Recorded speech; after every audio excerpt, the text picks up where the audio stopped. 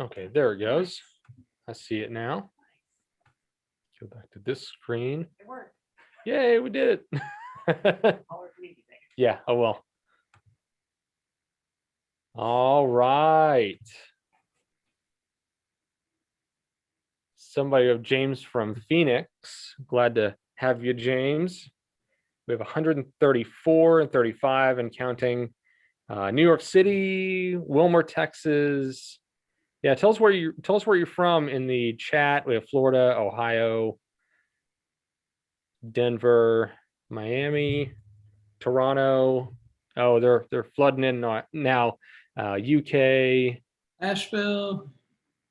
There you go. Well, Is that where you're from, Brett? no, it's just up the road, but it's one of my favorite little places to visit. It's a cool town. There you go. So somebody from Bentonville, so our neck of the woods here. Alberta. So we gotta have an international crowd. That's good. Springfield, Missouri. Excellent. Glad to have you, Debbie. France. Phoenix from France. Glad Phoenix is he's Naples, Florida. always here. I love it. Yeah. This has been one of my favorite things over the last year and a half, is watching where all these people come from to attend events and learn stuff. Really cool. Exactly. Janet from England. A lot of folks in the UK. So that's excellent. Montgomery, you're down the road from me. South Africa. South Africa. There you go. Hello, Paul. Give it. We're about 3 minutes till 10:30 here.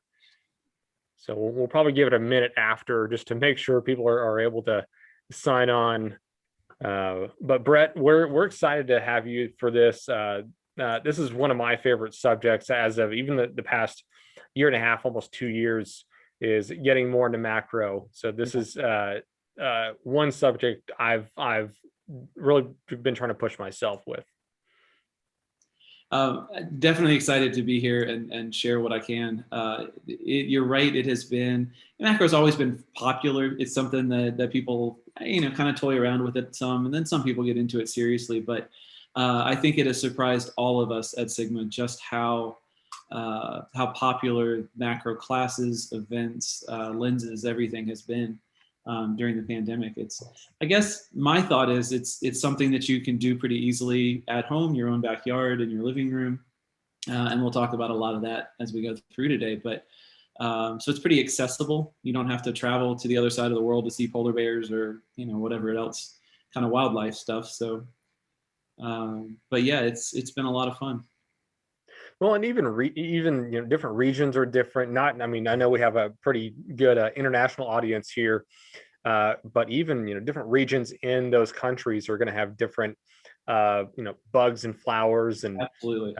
So it's pretty interesting to see what is literally outside of your doorstep that maybe you weren't aware of before. Yep.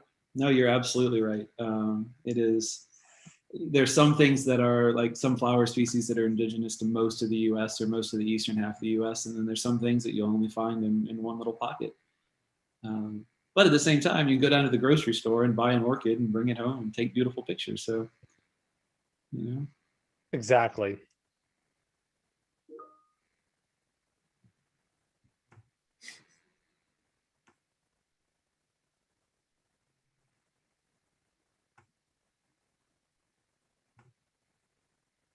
More from Seattle. I'll try to keep up with this chat for a second here. Connecticut, South Dakota, Chicago, Canada. Sun City, Florida. My dad used to go over there. That's a long story. The best ones are. My dad was an estate attorney. He used to go over there and teach seminars. So really, it wasn't that long a story. Wow. You had me up until the end. I was just, I was sucked into the story. I know, right? India and Indiana. So very cool. Finland. Colombia. Let's see. Yeah, they're coming in so quickly. Hey, we got somebody in my hometown. I live in Atlanta. Scott, You're a neighbor down the street somewhere, I'm sure. Wow.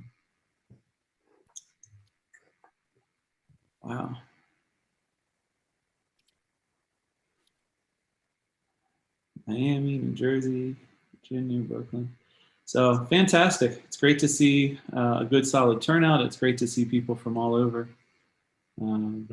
Definitely. We're going to get started. We're going to probably give it another 60 seconds, make sure everybody's able to join in. So we'll start about 10:31, 10:32, just to make sure we have enough people in that are wanting to join as soon as we start. We have 287, 88 and growing.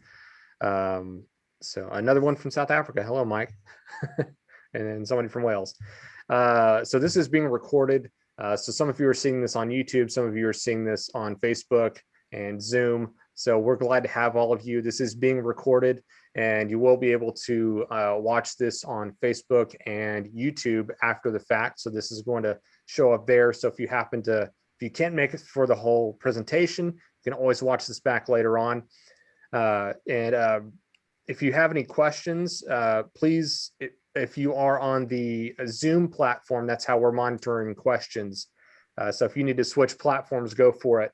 But we ask that those of you on the Zoom platform, if you would use the Q&A function, that's an easy way for us to answer questions either as we're going along or questions I can write down that we can have the commonly asked questions at the end of it and answer those for everybody. Because I know Brett can always go back and say, oh yeah, it was this slide, it was this image or whatever it was, and give more insight into how he accomplished that or what he was thinking on that thought process. Sure.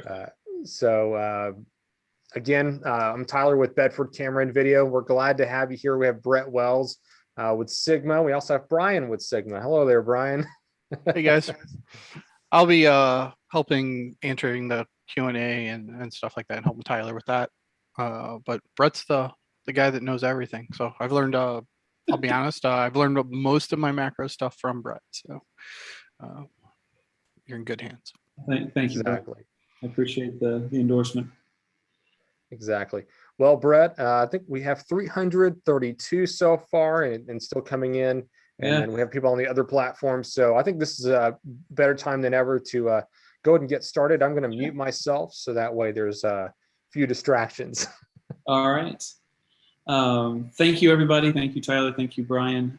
Thank you to Bedford's definitely for making this happen today, and for Sigma for supporting this as well. Give you a little bit of background on me first, and then we're just going to jump into the presentation because there's a lot of stuff to cover today. My name is Brett Wells. I'm the education coordinator for Sigma Photo. I'm based out of Atlanta, so I cover the Southeast as a tech rep as well. I have been in photography for about 25 years. I have a master's degree from the University of Westminster in London, since we have some UK people here. And then I taught at the Art Institute here in Atlanta for about 7.5 years before I got into the sales and marketing side of things. I started kind of like we were talking about, if you were with us a few minutes before we started here. I've always been interested in macro, always done some kind of things, but about 10 years ago, 11 years ago now, I met a gentleman who owned a little store but taught workshops in the Smoky Mountains, and said, hey, you actually know what you're talking about, come teach a workshop with me. And I said, hey, that's great. Where are we going? And he told me the Smoky Mountains. I said, that's fantastic, I love the area. What are we going to shoot? And he said, wildflowers. I said, I don't know anything about wildflowers. He said, you know how to do macro? I said, yeah, reasonably well. He said, great. You teach them how to take a picture. I'll teach them what they're taking a picture of. And so that has started a 12-year or 10 or 11-year tradition now of workshops that I do in the Smoky Mountains twice a year, just because of that. So, but that definitely sparked my passion for macro photography. And over the last 1.5 years, it has been such a popular topic that we put together this presentation, some more advanced macro topics, so people could take what they do to another level, or learn even more in macro. So that said, we are going to get started with the I need screen sharing turned on for me, please. Yeah, give me just a second. Yeah, no problem.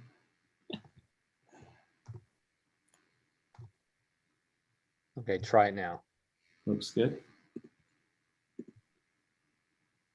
All right. So like he was saying, if you have any questions, there is a Q&A tab at the bottom of the screen in Zoom.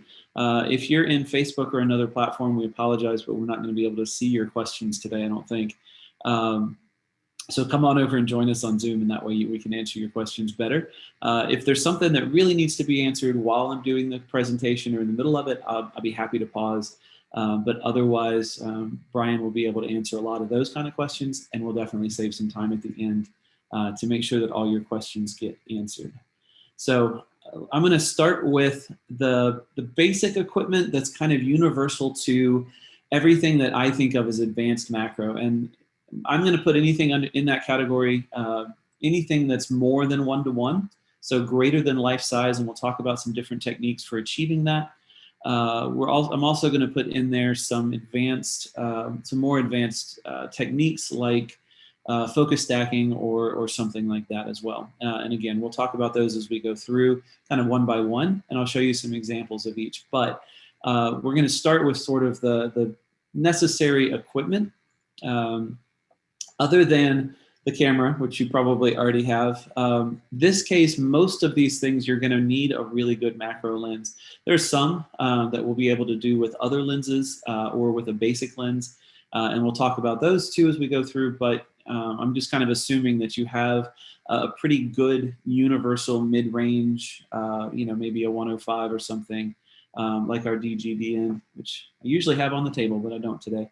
It was packed up for a trip. So in addition to that, though, a tripod is going to be really, really critical. We're going to be talking about some things with long exposure times. There's no way you could handhold some of these. And having a solid tripod, but not just a tripod. We want something that can really dampen out vibrations, really hold your camera steady, hold up an entire macro rig. And again, I'll show you some examples of those types of things. So something really nice and sturdy is going to be good to use. There are alternatives. There are tabletop tripods, that are shorter, and they range anywhere from $20 to $1,000. I mean, you can go crazy with this kind of stuff. Camera stands, not real popular anymore, but they actually work really well for macro if you have one in an old studio or in your basement or something like that. Still sitting around from a studio day or something like that. You need some way to trigger the camera. A timer is okay. A lot of what we're going to be doing or talking about today is inside. A lot of it I did on my kitchen counter, dining room table, whatever the case may be. So it's easy enough. Nothing's moving around usually, so I could use the timer on the camera. I'm kind of lazy and I don't like to wait, so I use a cable release, and just a simple wired one is fine. If you have a wireless cable release, that's great. If the camera has something built in, if there's an app, whatever it is, there are all sorts of ways to trigger a camera, but it's just easier to have something that you can trigger from your hand and not actually touch the camera. Different types of rails, nodal rails, macro rails, which are kind of the same thing. Nodal rails sometimes are shorter, and we're not getting into that. That's panoramic stuff. And usually those are just slides that are clamped into the tripod head.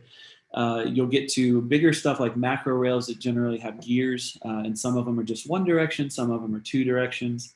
And then you can go, again, like the tripods, you can kind of go crazy with different rail systems as well. And again, I'll show you some examples of some of those things as we go through this as well.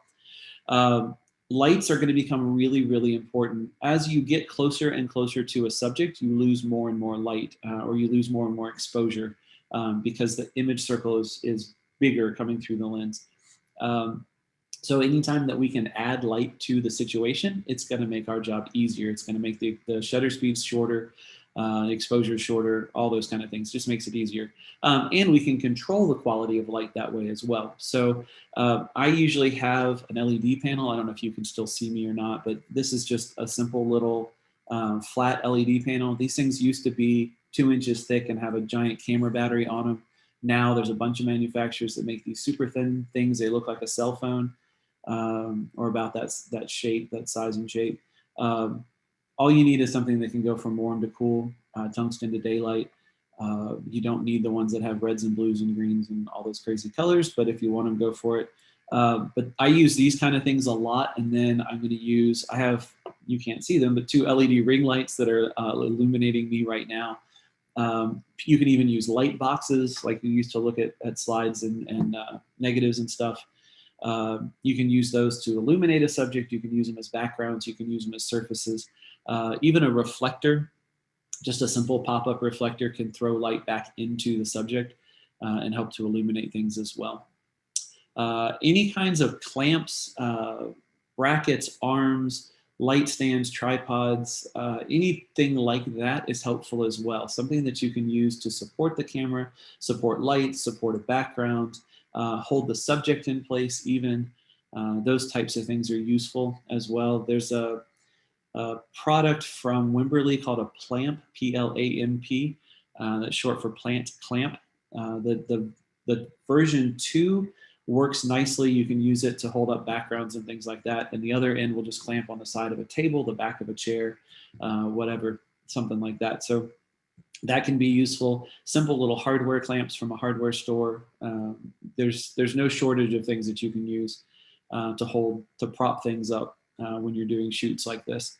And then think about surfaces, think about background. So what's going to be underneath your subject, what's going to hold up the subject, but if it's going to show, you want something that's complementary to the subject as well. Think about backgrounds, whether it's a fabric cloth like this, a piece of wood, a piece of fabric, stone, whatever the case may be as well. So because we have so much control over this type of photography, you really can control, contrive the entire image. You can move things around. You can set up backgrounds and surfaces and lights and everything else inside a lot more than you'd be able to do if we were shooting outside. And it's not to say that we can't do some of this stuff outside as well, but it's just a whole lot easier when you have control and the air's not moving and that type of thing. Some basic techniques that will kind of be universal to all of this as well. The first is when you're trying to focus, you want to open your aperture all the way up for 2 reasons. One, if your aperture is set at 16 or 22, everything's really dark. And I know mirrorless cameras the live view is better than a lot of the DSLRs were. And you can still see an image pretty clearly. But your camera's getting less light. It's just the image is gonna look better through the viewfinder or on the LCD screen if you open all the way up. The second, though, is if you open all the way up, you have the least depth of field, right? You have the shallowest depth of field or the thinnest range of focus. And that means you can focus more accurately, more critically, and everything's going to be a little bit sharper probably than it was at 22. That's another story. But so open up to focus. You can zoom in if you have that feature on the LCD screen on your camera. Zoom in to where it is you want to focus. On mine, I just move the focus point to where I want the focus to be and then push the button and it zooms into 100%. I can focus. It's going to be in manual because there's no way in the world your camera is going to be able to autofocus, even if it had communication, which some of these methods will and some of them won't. And then you want to step your aperture back down to wherever it is that you want to shoot. And we'll talk about settings as we go through some of this stuff as well. But the second, then, on focusing, you can focus with the focus ring on the lens. Sometimes that works, sometimes that doesn't. If you have a macro rail, you might use the gear on the rail, or you might even slide the whole lens forward or backward, or the whole camera forward or backward on the rail. The distance from the front of the lens, theoretically it's not, but practically speaking it'll work. The distance from the front of the lens to the subject is going to give us the focus. The closer I get, the larger the subject's going to be, and I can move the entire camera and control focus that way. If you have something like a bellows in between your camera and the lens, then the point position of the lens is going to determine the magnification, and then the distance between the lens and the camera will help to determine the focus. So sometimes it's a play of both of those things, which definitely takes some practice. There are remote focusing systems as well, but again, autofocus may not work very well for a lot of these techniques. The technique that I use most of the time for this kind of thing, you're moving the focus ring a lot sometimes, and you're only going to see a little bit of focus change. Sometimes it gets really difficult to figure out exactly where you want the focus to be. So I use an old trick that I used with view cameras, with large format cameras, and that is you focus a little past what you want, and then you focus a little closer than what you want. And if those two things are the same out of focus, if you will, if they're just as out of focus, I can compromise and focus right in between. So I move the focus ring over here, move it back over here, and then move it halfway in between.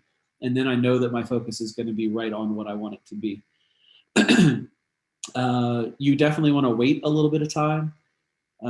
Any kind of vibration, it's going to take, even good tripods, even really rock solid tripods, it's going to take a couple seconds for the vibrations to dampen out. There's some of these, I'll show you some pictures with the cameras hanging over to the side.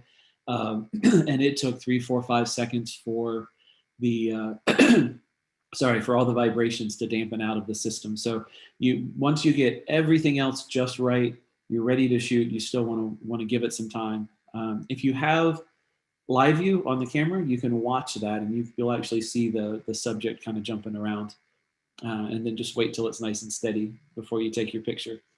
Again, because a lot of this is done inside, we can set our ISOs pretty low. I don't care that much if my shutter speeds are 4 seconds, 8 seconds or more.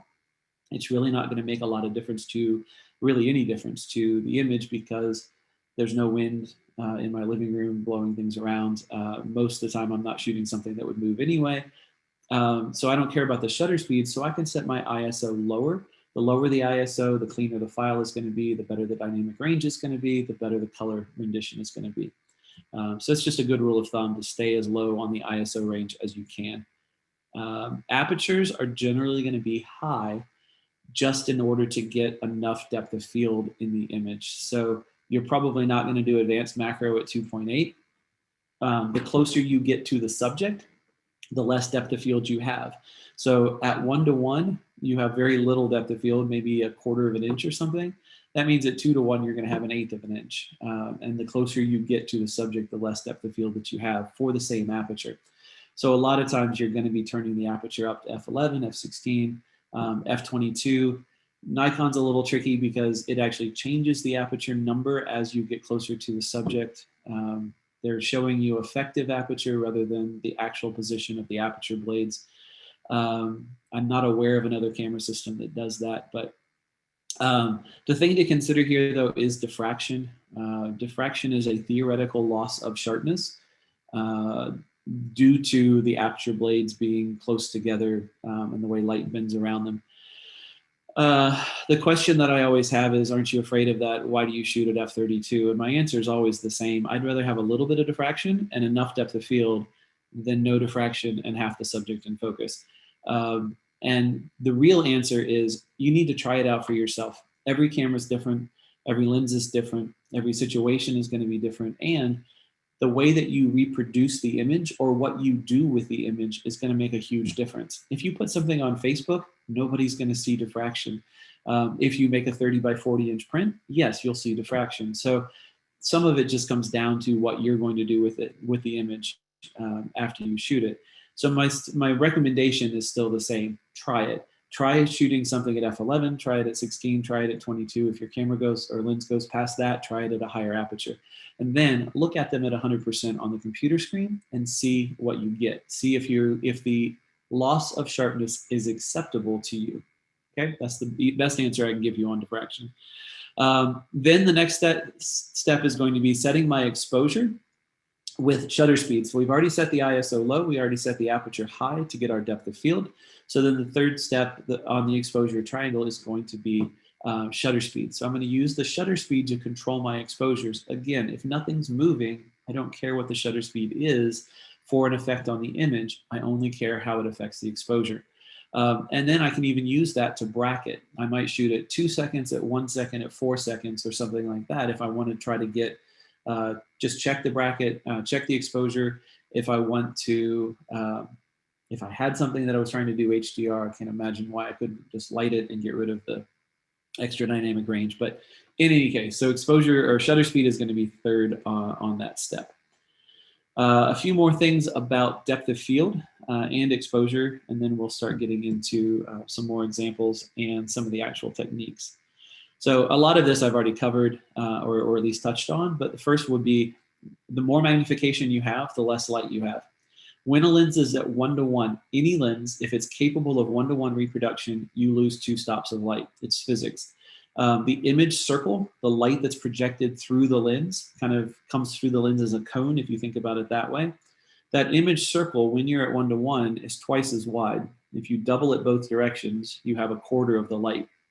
And if you understand your exposure, every stop is a factor of 2. So if I lose half the light, that's 1 stop, quarter of the light, or another half, which would give me a quarter of the original light, or exposure is 2 stops. So any lens at 1:1 is going to lose 2 stops. As I get closer, if I'm doing something greater than 1:1, I'm going to lose even more light. So what that means is something that might have been a challenge to shoot at 1:1 is going to be a bigger challenge, right? At 2:1, I'm going to lose another stop of light, I think, if I do the math right. Yep, got that. Depth of field is going to decrease as my focus distance decreases, or working distance, if you want to think about it that way. The distance from the front element of the lens to the subject. As I get closer and closer to the subject, which is necessary to get more magnification, but when I do that, I'm also going to get less depth of field. And again, the closer you get, you're going to have whatever, much less than you would have had otherwise. And there's really only a few things we can do to increase depth of field. Aperture, turn aperture higher. If you back up, you get more depth of field, but you're going to lose magnification.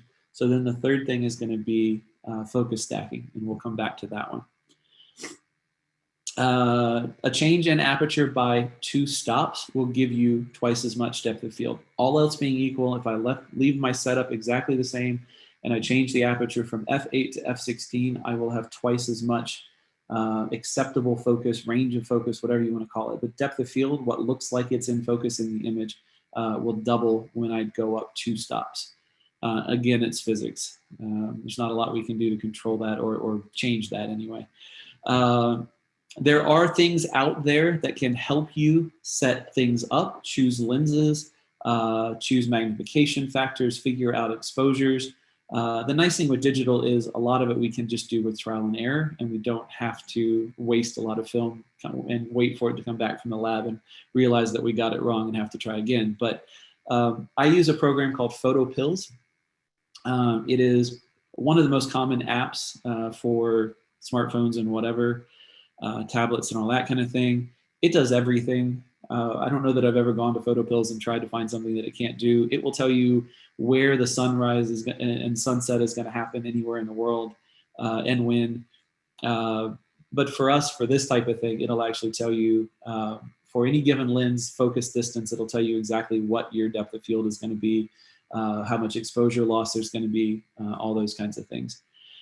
If you want to get another level above that, there's a website in the UK called extreme-macro.co.uk, and then /calculators. There's all sorts of incredible information on that website, but on the calculators page, there are ways to calculate far more than you would ever even imagine it was possible with advanced macro and all sorts of other things too. But they'll tell you like what happens if you reverse one lens, what happens if you put 2 lenses together.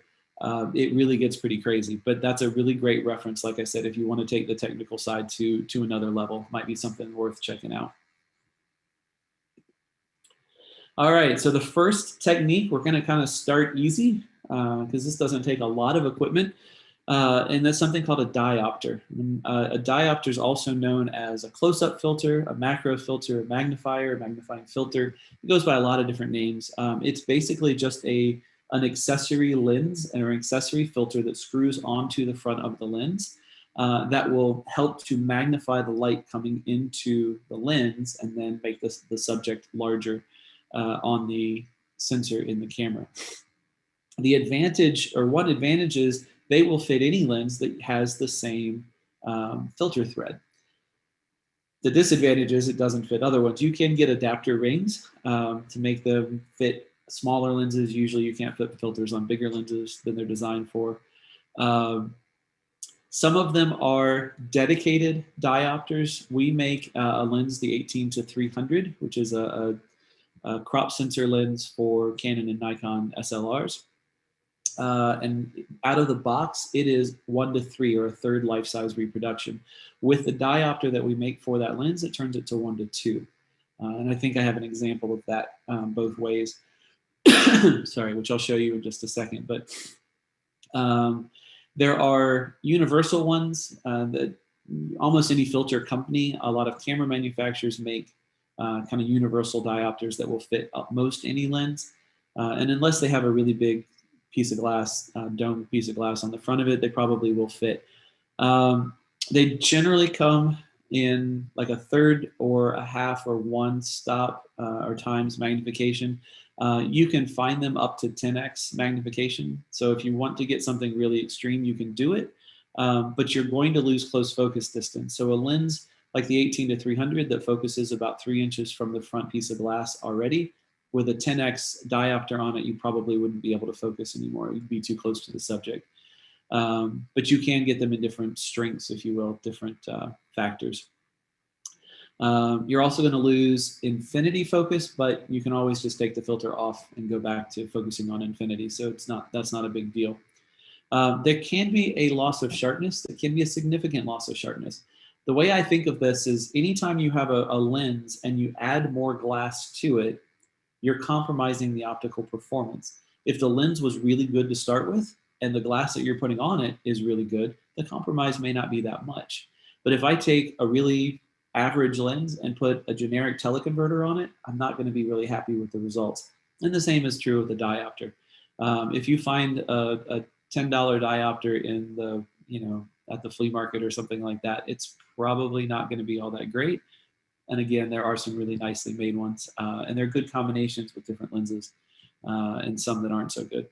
So you can get a loss of sharpness. You can also get chromatic aberration, which is just that color fringing, in case you're not familiar with that. But that's something that can be caused because you're throwing in another piece of glass that's going to move the rays of light coming through the lens differently than the lens designer intended. So you're always at risk of adding some sort of aberrations like that. This is with our 18-35 with the that 7201, which is the diopter. This is not the lens that it was designed for, but it was the only lens that I had that filter thread. So I decided to see what it would do, and it actually worked out pretty well. So it brings it up about 50% more magnification than the lens would have been able to do without the diopter on it. And that is with the 18-300 without a diopter on it. So that's just the straight 1/3 life-size reproduction, what it's capable of doing out of the box. And then you can see that with the diopter added to it. So 1-3, 1-2, and then I just recomposed the image, lit it a little bit differently to make it a little bit more interesting. But that's the final image with that diopter put on the front of the 18-300. Okay. Next category then is going to be teleconverters, and this may not be something that has occurred to you for macro photography, but there's actually some really big advantages to using teleconverters for macro work. So a teleconverter, again, if you're just in case you're not familiar with it, a teleconverter is just something that fits on the back end of the lens or between the lens and the camera. It just magnifies the rays of light coming through from the lens before it hits the sensor in the camera. So it magnifies the image. It will magnify a macro image just like it will magnify a wildlife image or a sports image or whatever else you might use a teleconverter for. They usually come in factors, which is the magnification factor. They're usually 1.4 and 2x. And there's a good reason for that. 1.4 is one stop of exposure difference. I know it's kind of a strange thing to multiply the magnification by 40% or add 40% to the magnification. But 1.4 square root of 2, again, it's math, but that increases my exposure by one stop or absorbs one stop of light or loses one stop of exposure, however you want to think about that. And then 2x is just 2 stops, right? So I'm going to double the magnification, but I'm going to lose 2 stops of exposure as the light goes through that. It just spreads the light out that much more, just like a macro lens would in the first place. The nice thing about it is I'm not losing my minimum focus. I'm not changing my minimum focus. So I don't have to focus closer to the subject. The lens is still the same distance from the subject, which means I can get more magnification from a greater distance than a lot of other techniques that we're talking about today. I also don't lose infinity focus. So I can still just pick the camera up and focus on something, mountains in the distance. I don't know why I'm going to do that with a macro lens, but it's possible. So there's not a lot of compromises in the performance of the or the setup, the practicality of the system, adding the teleconverters in. There could be a slight loss of sharpness. Like I said, anytime I put a piece of glass in a system that wasn't designed for it originally, you could theoretically be losing some performance. The better the lens, the better the teleconverter, the better the results are going to be. Like I said, take that with a grain of salt. Try it out. Like I can't give you a formula. This teleconverter works with this lens and this one with that. Generally, the teleconverters that are designed to go with the lenses are the way to go. Our 105 DGDN, we make a set of teleconverters for L-mount cameras, which our little FP right here. Actually, that's the FPL. The FP is the one you're looking at me through. And our macro lens works on a set of teleconverters that we make as well, and they're an incredible combination. Like I said, I'll show you some of these as we go through these as well. So this is the 105. This is the new DGDN art lens on the FP camera.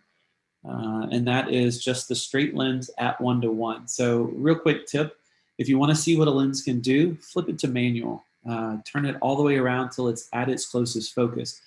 SLR lenses were easy because there usually was a window on it. You could just turn it around and you could see when you were at closest focus.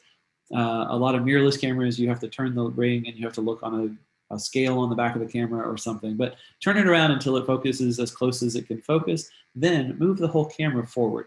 Just move the camera and the lens closer to the subject until the subject's in focus. And then you know you're at 1:1 if that's what the lens was capable of in the first place. Sorry.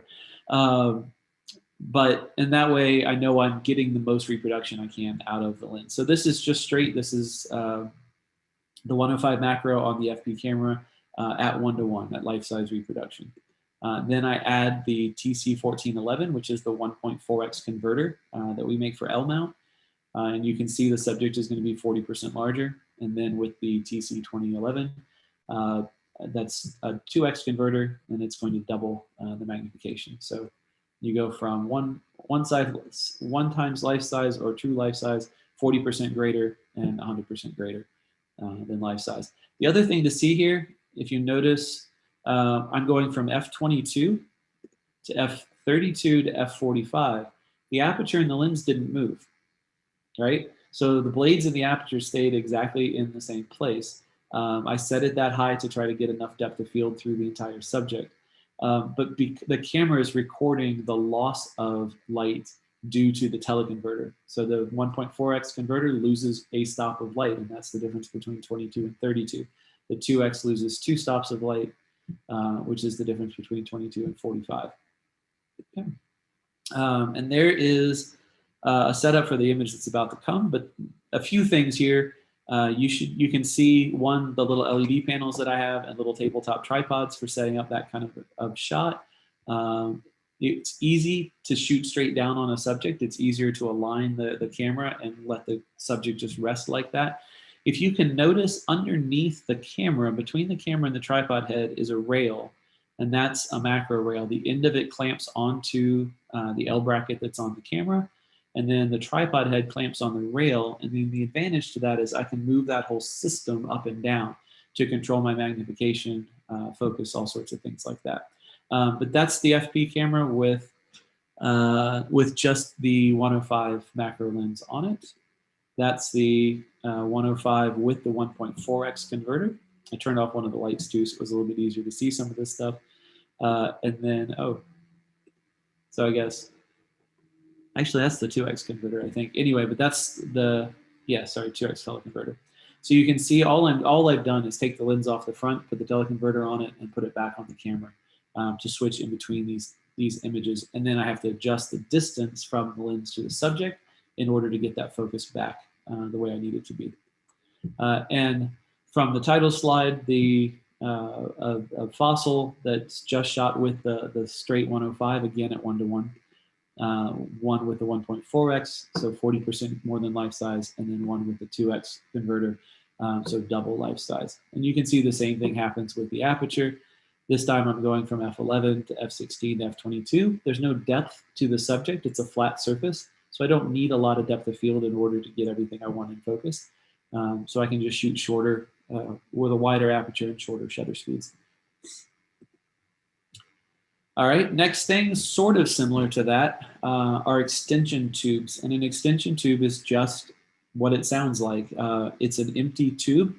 There's usually, well, there are no glass elements, no lenses inside. They just help to extend a lens farther from the sensor. The way macro lenses work, they enable you to focus closer to a subject by moving the focus group farther from the camera. The farther that focus group is in the lens away from the sensor, the closer I can focus. So an extension tube just spaces that out, gives us more distance between the elements in the lens and the sensor in the camera. They're available for almost any camera mount. Quite literally, even if you have a 50-year-old film camera, somebody still makes a set of extension tubes or still has a set on the shelf somewhere. They usually come in sets of 3. Some of the dedicated ones from manufacturers over the years weren't, but in general, they come in sets of 3. So they're 3 different thicknesses. There's usually a thin one, a medium one, a thick one. And you can use them in any combination. You can use any one, you can use any 2 of them put together. You can use all 3 of them put together. The increase in your magnification is going to depend on the lens that you start with and how far you're extending it from the camera.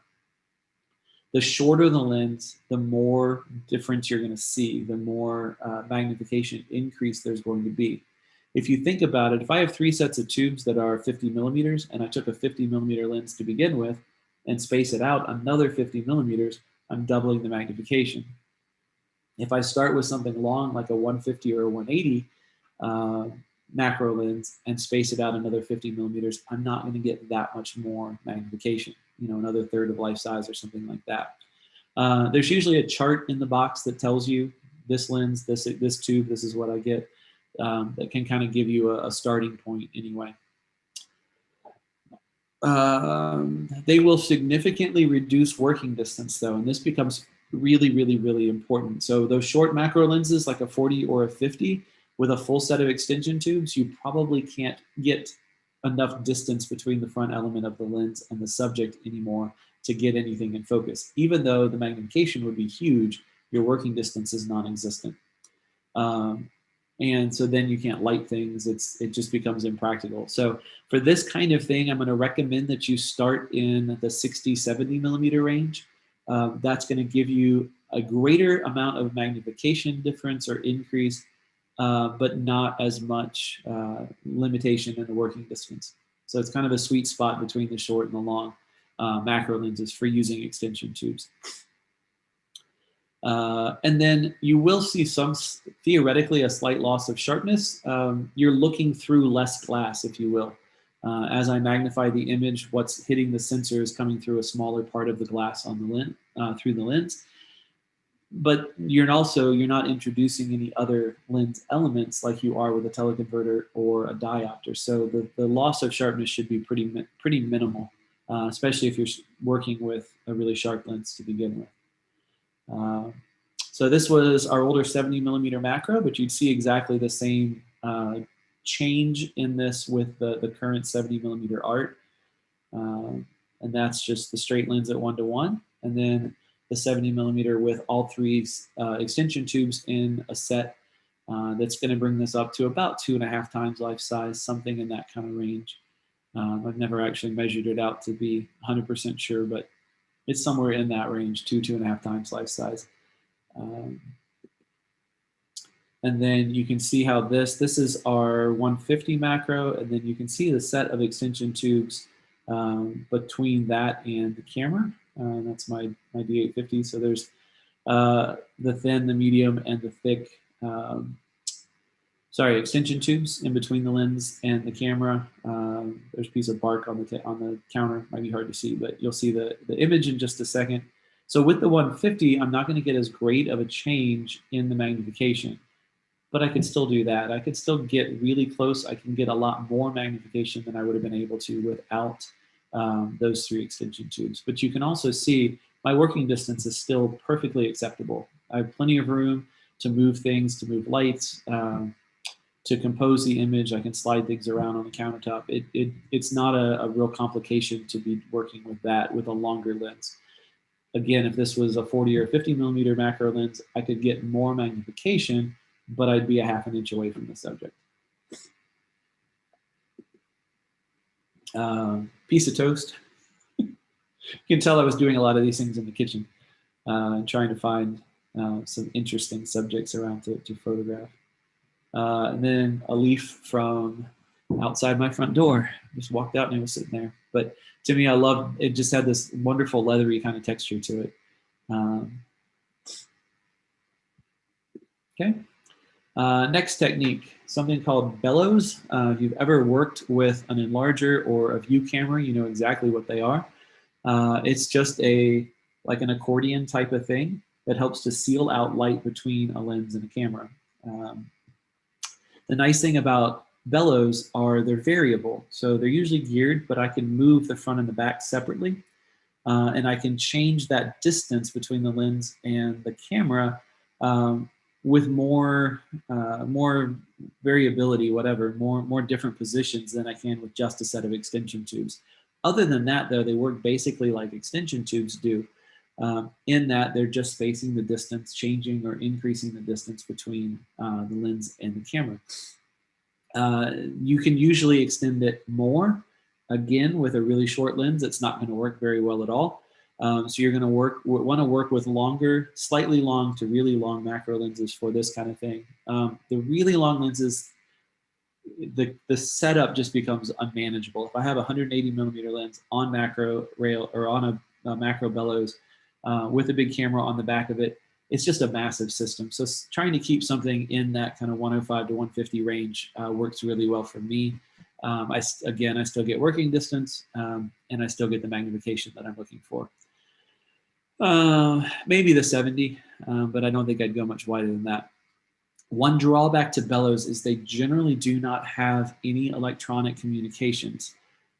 There are some that do. There are some that have adapters that fit and pass information between. But what that means is your camera can't control your lens.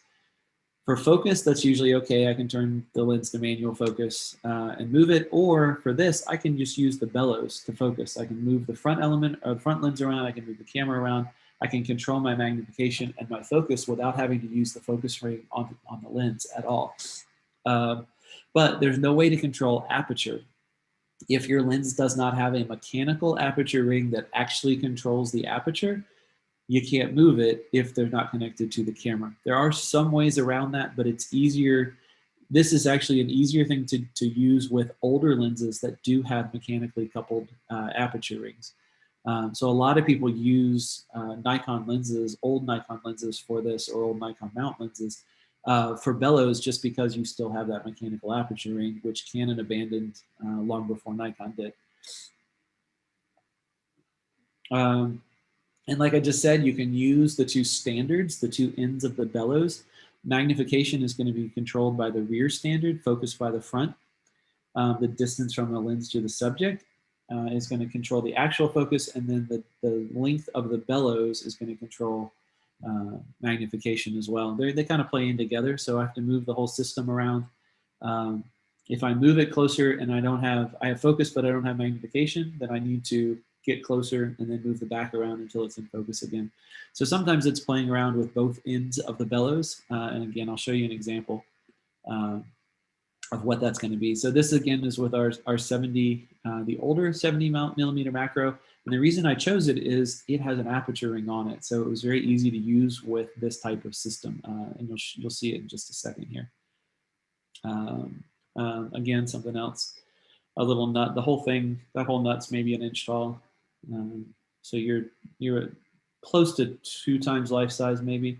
But this to me is the perfect example of why I love macro, because you can see things that you'd never be able to see with your eye. And there's the setup. So again, the older 70mm macro that has an aperture ring on it, the bellows unit in between, and then my camera up on top. And you can see there are 2 rings underneath the standards of the bellows, and those are just geared movements that move each end of the bellows forward or backward. And then there's a lock on the bottom that I can move the entire unit up and down without having to change the orientation of the bellows at all. And that's a spoiler for the next image that you're going to see. This is a piece of currency from China that it's not anywhere close to the size of our dollar bills here, but it's, I don't even know how much magnification that is. 3 times maybe life size, maybe more. And it's just incredibly sharp.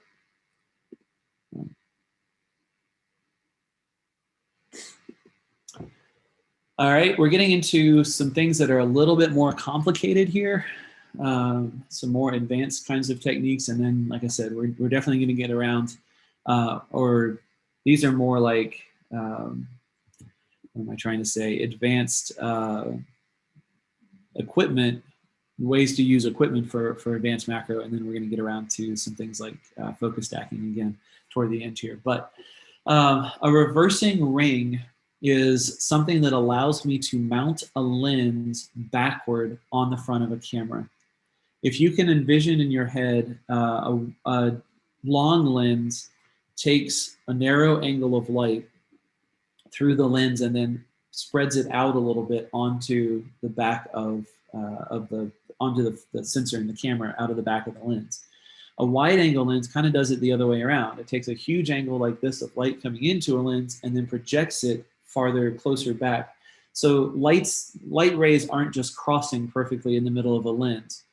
If I could take a wide angle lens and turn it around, that wide angle in the front would be the way the light is spread out on the back, coming out of the front of the lens onto the sensor, and the lens would be capturing a narrower angle. So basically a wide angle lens reversed becomes a long lens. And all you need for a reversing ring, it fits on the front of a lens like a filter does, it just screws on. And then the other end of that ring is a lens mount or a camera mount. It just fits on the front of the camera and locks in like a normal ring, a normal lens would do. Basically, theoretically, the shorter the focal length, the more magnification you're going to get. There is a limit just in practical usage. So things in that kind of 20, 21, 24 millimeter, 28 millimeter range works really nicely for this type of thing. Huge problem is there's really not any electronics anymore, right? The contacts on the lens are facing forward. An older mechanical lens with a mechanical aperture and mechanical focus is going to work better, more easily, I should say, for this type of work. Otherwise, you're not going to have much control over the aperture or the focus. There is a way around that, and I'll show it to you in just a second. So you can, well, like I said, I'll show you that one in just a second. The do as I say, not as I do example. You're going to focus by moving the whole camera. The focus ring on the lens is really not going to play a lot into this. So having some kind of macro rail, geared focus, anything like that, it's going to be a lot easier to control your focus. And then you're definitely asking for aberrations or compromises in the optical performance of the system. The lens was never designed for light rays to go backward through the lens. They're designed so that each piece of glass, as the light goes through, controls what happened in the one before it. But sending it back through the other way, there's no telling what's going to happen. So you definitely can lose sharpness. You definitely can cause chromatic aberration. And I'll show you a good example of that as we go through here as well. So this is the 24 millimeter art, 1.4 art on the front of the Nikon camera here. You can see the basic setup. There's just a ring in between the front of the lens and the camera. If you are really up on our products, you'll notice that this is a Sony mount 24 millimeter art lens. It was a good focal length to use, and it's one of the only lenses that I had that fit the focus or the adapter ring. But it's really not ideal because there's no aperture control on it. So we'll get back to that in just a second too, I promise. But you can see the general setup. I think I have an image of the other way. And you can see what you're going to be able to get out of that. So you'd never think about being able to do that with a 24 millimeter lens. But reversed, you're going to get that kind of magnification out of it. That's just the countertop. Some granite. Cutting board. I think that's walnut and maple, but just different textures of wood. You can see all the pores in the surface of the wood. And here's one with a great example of chromatic aberration. You can see this color fringing around these gears. At least I hope you can on your computer. So it's reasonably sharp. The magnification, these are tiny little watch parts, so the magnification is incredible. But you're definitely introducing some optical compromises in the system. All right, so I'll go back and tell you the story here real quick. It's a Sony mount lens, like I said, it's the only one that I had. So in order to control the aperture, I had to put that lens on a Sony camera. And basically what I did is underneath that, just mount the Sony to the front of the lens, open the aperture all the way up, take the lens off the camera without turning the camera off. I don't advise it. It's bad for a lot of things. It can definitely be bad for sensors and dust and all that kind of thing at the very least, but it will leave the lens aperture in position. If you remove the lens from the camera without turning the camera off, the aperture will stay where it was. So I could open the aperture all the way up, get my focus, put the camera back on the lens, set the aperture down. I don't even know where it was for some of these shots.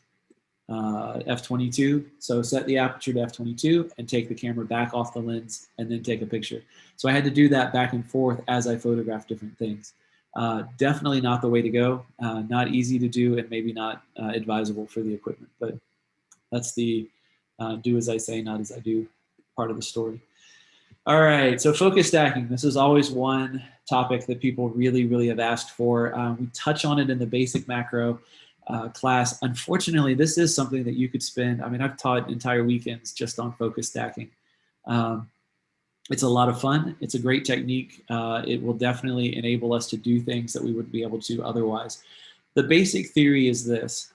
In a single exposure, at a certain distance from the subject, I can only get a certain amount of depth of field. There's nothing I can do.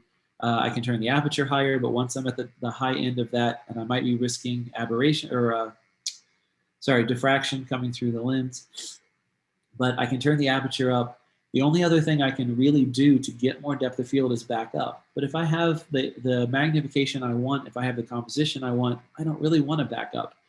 So there's another thing that you can do, and that is take multiple images that are shallower depth of field, thinner parts of focus, and then recombine the in-focus elements in the computer. There are some cameras, Olympus is the only one I'm aware of, but there are some cameras that will actually recombine the in-focus elements in the camera. Most of them don't. Some of the cameras will automate the process of capture. So the Nikon D850 will do that. I can tell it start here, make a small change, and the camera will just refocus in between each image. And I can tell it to take 10 pictures, and it will take 10 pictures. On a tripod, that works great. If you don't have it, there are other ways to refocus. The advantage here is I can use shorter shutter speeds, so I'm more likely to freeze motion or whatever if that's going to happen. I can use lower apertures, so I'm not risking diffraction. I can shoot at f5.6 or f8 instead of f16 or f22. They're just easier images, easier exposures. You start with the closest thing towards you that you want to be in focus. So look at your subject, whether it's a flower or whatever it is, a bug, look at that and think about it from the camera's perspective. You want to find the closest point of that subject to the camera that you want to be in focus in the image. And you're just going to focus on that. Take an image and then move the focus back a little bit. Take another image, move the focus back a little bit, and take another image. You can use the focus ring on the lens. DSLR lenses, it was a little bit tough. Mirrorless lenses, they're less sensitive. They don't move the focus as much when you're at the macro range. So they work a little bit better. Our 105 DGDN is one of the first lenses I've ever been able to do focus stacking by just moving the lens, the ring on the lens, and have really great results. And I'll show you some of those in a second. You can use macro rails, especially geared rails. You can just turn the thing a little bit each time, the gear, and it'll move the whole camera closer. There are apps for controlling cameras. Some cameras come with one that will do this type of thing. I used to use a product called Cam Ranger. It's great for setting up this kind of thing for cameras that don't have it built in. And it can automate the capture process and refocus your camera, your lens in between each image as well. You basically want to overlap the focus by about 33 to 50%, maybe a third or a half of the focus range. So I'm going to focus here, focus here, focus here, focus here, focus here, until the last thing that I want, or the farthest thing from my camera in the subject that I want to be in focus, is in focus in that last frame. Then I'm going to take them back to the computer and put them all together. The Lightroom and Photoshop will do it. It will recombine the in-focus elements. You basically use photo merge the same way you would for an HDR or panoramic. And it just pulls the in-focus elements. Like other things in Photoshop and Lightroom, it's not maybe the best way to do something. It's just a feature that was added in to make Photoshop and Lightroom more feature rich and more beneficial to people. But if you already have that, it's a great way to start. You don't have to buy something else. The two most common packages or programs for putting the images back together are Helicon Focus or Zerine Stacker. I use Zerine. It's more intuitive to me. It's worked really well. The problem that I have with Photoshop and Lightroom is it tends to leave a halo around things that are much farther from, like things in the foreground that are much farther from things in the background. As they move in and out, in video or in cine, we would call it breathing, that the focal length of the lens doesn't stay true. So things get bigger and things get smaller. And that causes this kind of halo or ghosting around parts of the image. And I don't see that nearly as often in Zerine Stacker or in Helicon Focus. And Zerine, I think you can use shareware for a month. You can try it out, and then if you want to keep it, you want to keep using it, then you have to pay for it. I think that's how that works. Okay. So single image, you can see this. It's f32 at 15 seconds. Definitely in my living room because there's no way in the world I'd get all that in focus at 15 seconds and not have any kind of movement outside. Most of the flower is in focus, but the throat, the very, very back end of the flower on the inside is not, and the jaw at the very, very front of the flower is not really tack sharp either. So what I did is capture single frames at f5.6 at 2/3 of a second for each frame. So a lot more manageable. I don't have to wait so long for each exposure. They're going to be sharper. And I started that very, very, very closest part of the flower to me, and then refocus a little bit closer, or a little farther, a little farther, a little farther. I think this was 22 frames, if I remember this correctly. And then at the very end, I think that's the end, you can see the end result. And every part of the flower is in crisp focus. Sorry, 30 frames, there you go. Another benefit or feature, I guess, of this aspect of focus stacking, if you notice that original image, the stem was a lot sharper than it is in this final image, even though the rest of the flower is sharper now. Because each of these images was at 5.6, the background is going to be softer than it would in a single exposure. So it's a really nice way to have your subject stand out from the background by using more images with shallower depth of field. Again, it's just sort of a factor of this, just something that's going to happen. Real quick, Yep. Brett. Stephen is asking, do you need to refocus each time he moves the rail, or do you just keep the focus where it is and move it through? So you want to do one or the other. You're either going to turn the ring on the lens, the focus ring, to refocus, or moving the whole camera closer, the camera lens combination, closer to the subject changes your focus as well. So you don't need to move the lens if you're using a focus rail or macro rail or anything like that. You can just turn the focus, the little geared knob, and move the whole system closer, and it will do the refocusing for you as well. And if you've got live view, especially if you have a magnification on live view where you can zoom in, you'll see that change. You'll see the focus moving in the image. And the first time you try this, I guarantee you're going to go too far. You're going to have gaps in between, and when you stack the image together, it goes sharp, soft, sharp, soft, sharp, soft, sharp, soft. It looks really silly. And then you realize that maybe I can't do this at 2.8. Maybe I need to do this at 5, 6, or 8. Maybe I need to move the focus a little bit less in between. But you'll get the feel for it. All right, and a couple other examples. This with the new 105D GDN. Like I said, this one is actually done just moving the ring, the focus ring on the lens. But there's no way in the world, even at f/22, whatever the lens would go to, that you'd get all those hairs on that fly in focus. But in 13 images at f/8, I can get everything, the vise and the fly, everything in nice, sharp, crisp focus. And another one, since I have the vise set up. Okay. Let's talk about a couple other things, ways to kind of move this beyond what we've even talked about here. The first is the concept that we can add these things together. So it is possible to start with bellows and extension tubes. If your bellows doesn't go that long and you want to get more magnification out of the lens, put some extension tubes between the lens and the bellows. You're gonna have to start with a longer lens because both of those things are gonna decrease your minimum focus, right? You could use a diopter on the lens and a bellows. You could use bellows and focus stacking. And bellows works really great for focus stacking because you already have the gears in the movements of the standards of the bellows. So I can just move the lens a little bit closer to the subject each time, just tiny little adjustments, and it will move my focus through the subject. It'll do my focus stacking for me, or refocus part of it. I mentioned the Cam Ranger. It's a great way for capturing, automating the capture for focus stacking. Helicon has a new thing called the FB tube, relatively new. I haven't used it, but I have friends who swear by it, and it's supposed to do that same sort of thing. It will refocus the lens for you in order to do this kind of capture, like for focus stacking. The extreme end of that, there's a product from Cognisys called the Stack Shot. You put your whole camera on the system, plug it in, and it will move the camera, move the lens, and automate the capture process.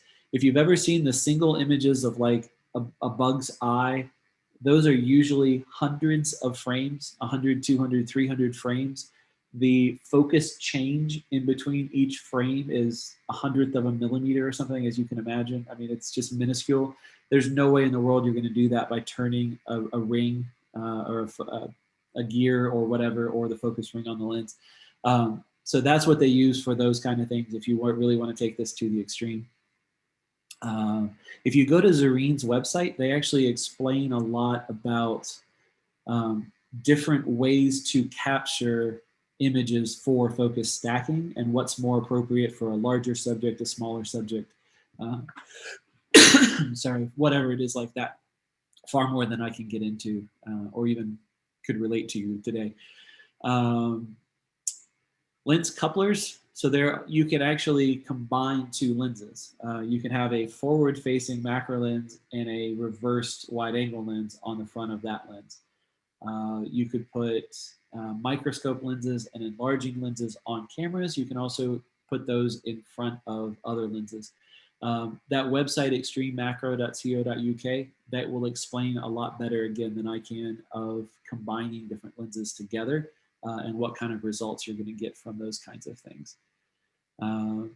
One other trick real fast. I was introduced to this, or somebody reminded me of this just a couple days ago, and that is shooting for focus stacking by turning your camera to a high frame rate and just moving toward the subject while your finger's down on the button. So you don't have to turn the focus ring, you don't have to turn a rail, you can just hold your finger down and go. It takes a lot of practice to get that range, the movement of your camera just right. But you can automate the capture.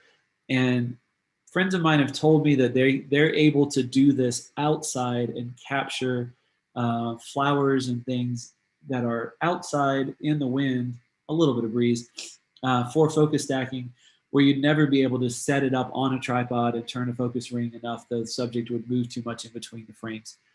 So that's a possibility.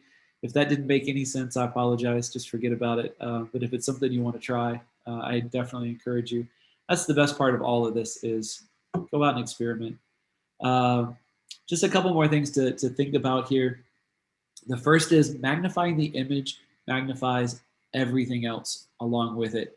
So the shake of the camera, if I'm shooting a landscape and the camera moves a tiny little bit with a wide angle lens, probably not going to make any difference at all, especially with a longer exposure. For macro, that little bit of shake through a macro lens means the whole subject is dancing around in the frame.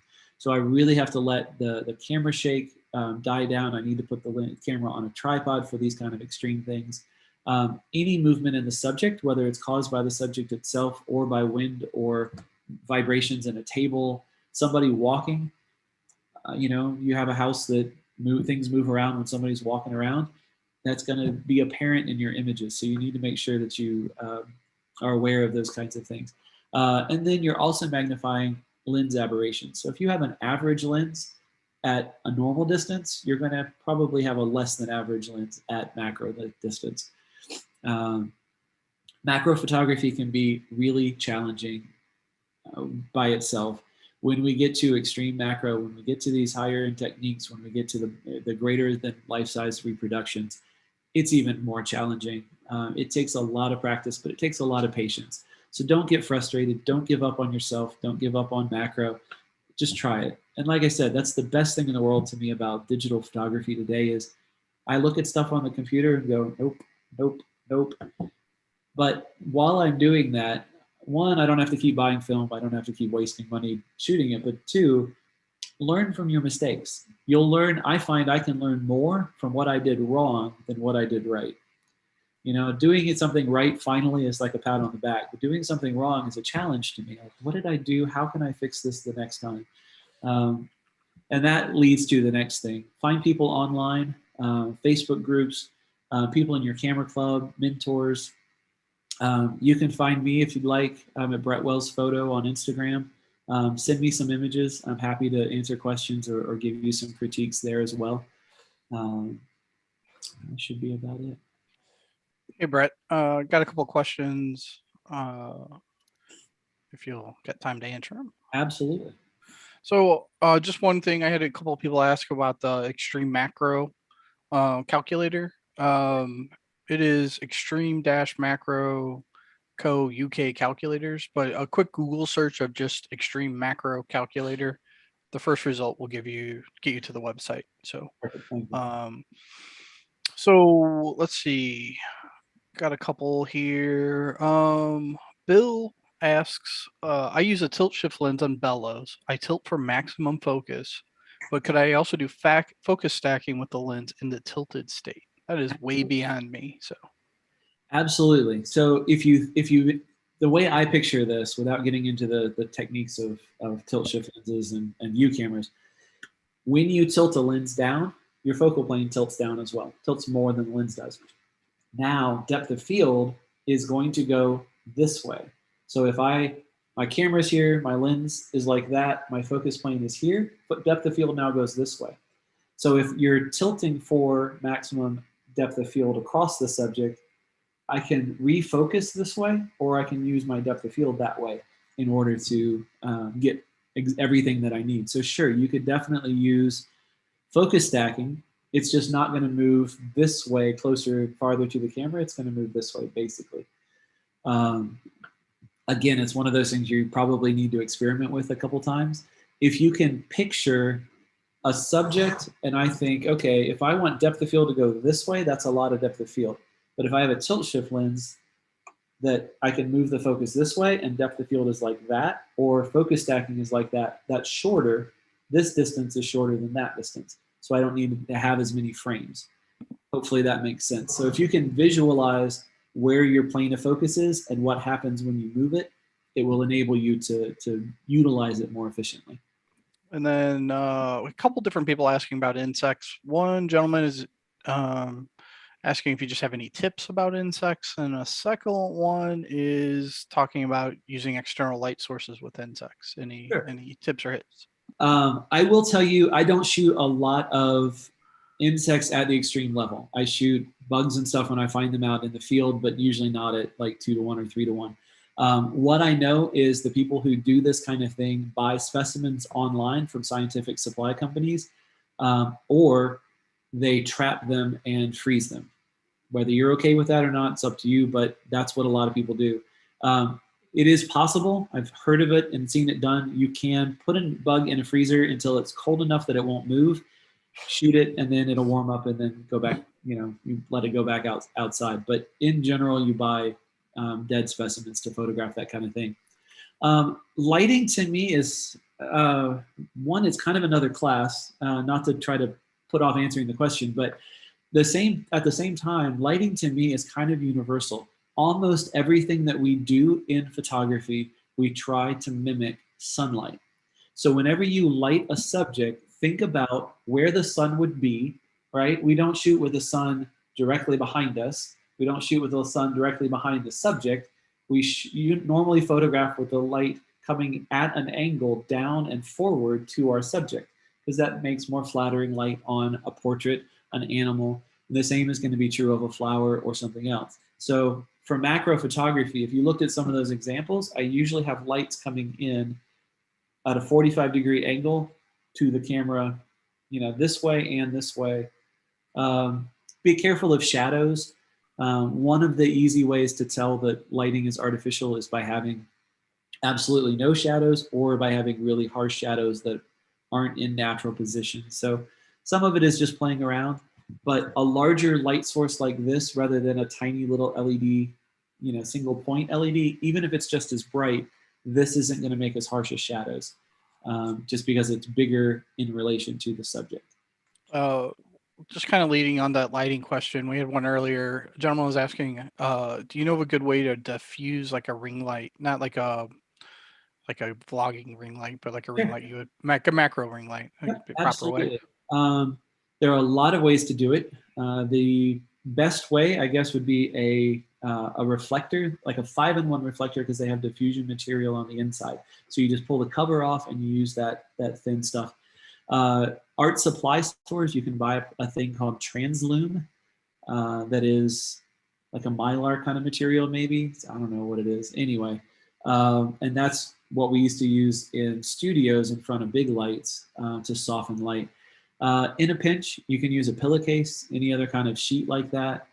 You can also bounce the light. Instead of pointing the light directly at the subject, turn the light around and bounce it onto a larger surface. It's going to pick up the color of that surface, so you probably want it white, but a piece of white poster board, a piece of white foam core, something like that, because the distance, that light spreads out hitting the surface, and then it's going to spread out more hitting the subject. So it's going to be bigger, it's going to look bigger to the subject, which means it'll be a softer light source. And then I'll answer this question because I just had a couple of people ask about like our 150 macro and our 180 macro. And Brett showed some images with it. I think both me and Brett will say those are some of our favorite macro lenses. Unfortunately, they're discontinued right now. Yep. Sigma as a company is focusing more on mirrorless lenses currently and getting focal lengths that are going to sell really well, while the 150 and the 180 macro are near and dear to macro enthusiast hearts.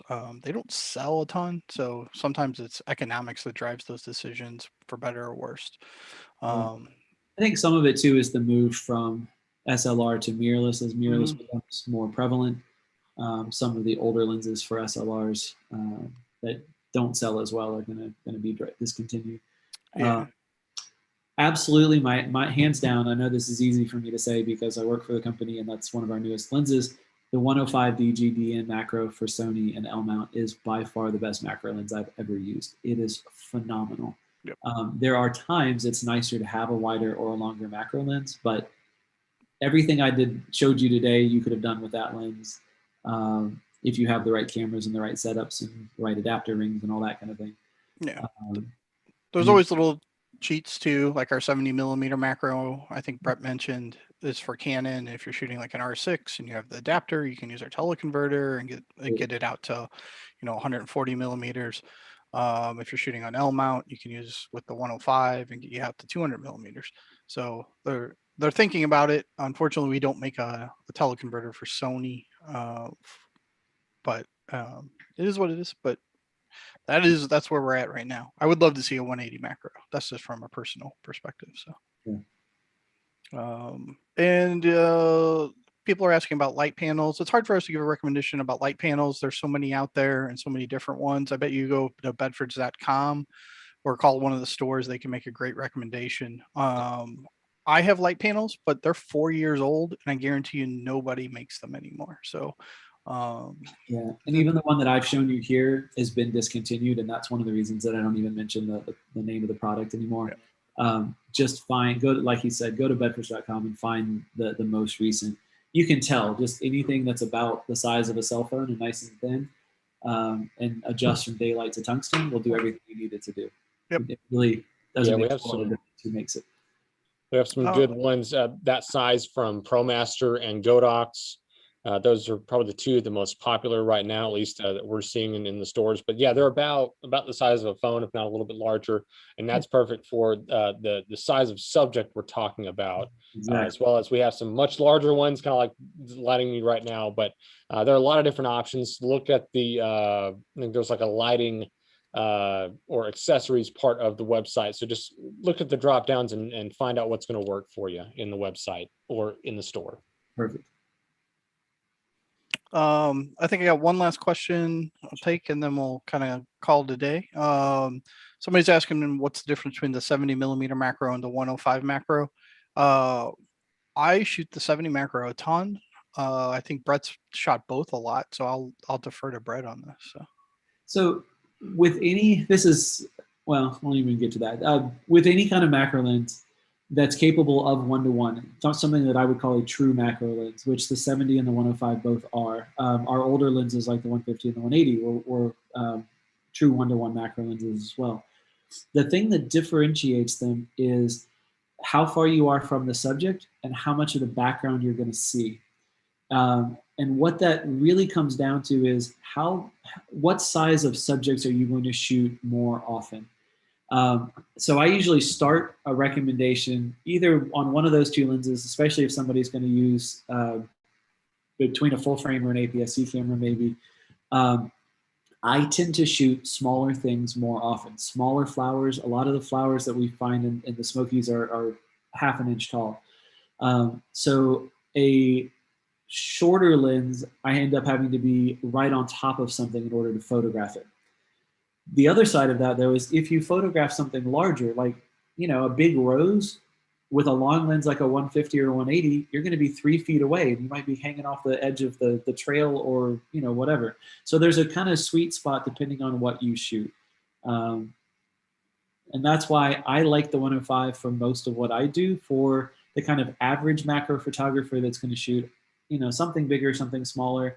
For wedding shooters that shoot rings and those kind of things with macro lenses, the 70 is a really, really great option because you're not trying to magnify things at 1-to-1, and you're not trying to shoot tiny little things as often. But that's the main difference between the two. They're both sharp. They're both capable of 1-to-1. You're just going to have to be closer at 1-to-1 with the 70 than you would with the 105. Okay. Tyler, I want to say thank you for having us here. Brett, thank you again for Absolutely. Teaching me something else new. Probably making me go spend more money. If I may, there was one more. I saw okay, people asking about this. Brett, no pressure, but I'm trying to put as much pressure as I can. I've had a few people ask, do you have a webinar on focus stacking, or maybe there would be one in the future if there's enough peer pressure? I have not ever done something just on focus stacking, but I think that it might actually be a good class to put together. And now that Brian is on, since Brian's on here, you definitely put me on the spot. But that was not intentional. I mean, it was intentional. but yeah, no, I think it's a great idea, and I think now that we're rolling out this advanced macro class, it's getting people even more into that concept. So hopefully we can put that together in the near future, and Bedford's can be the launch for Sigma focus stacking. That'd be There great. you go. Definitely. Okay. Thank you everybody again. You guys always do a great job. If I missed some questions or we didn't get to everything, I apologize, as we're running up on time here. It's always a great class and it's always well attended. So thank you again, Tyler. Support bedfords.com. The main reason is they're a great store. They really take care of their customers. You can order online, call and get a person right online, and they'll definitely take care of you. So thank you again. Thank you, everybody. Thank you, everybody.